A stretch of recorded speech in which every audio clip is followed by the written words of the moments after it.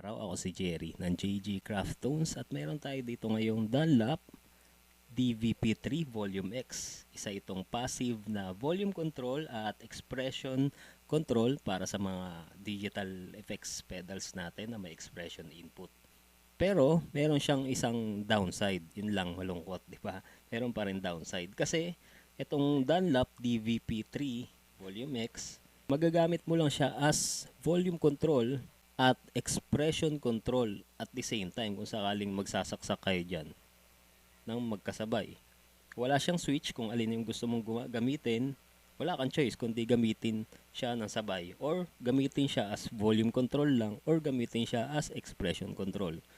Pero yun nga, nandito naman tayo, nag-reach out sa atin yung owner. Nagpalagay siya ng switch sa gilid.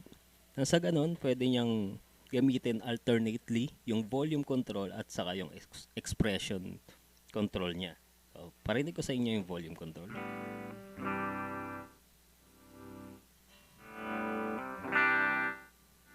Yan.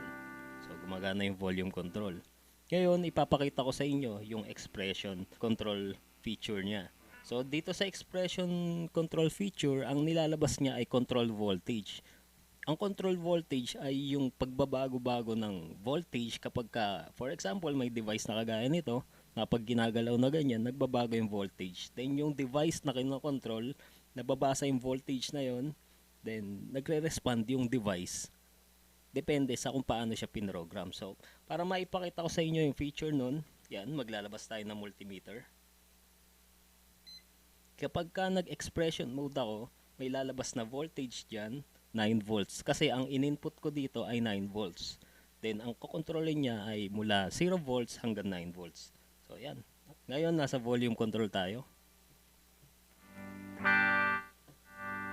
Switch tayo sa expression.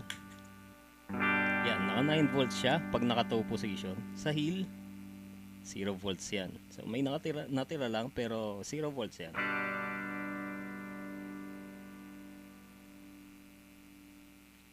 Yan.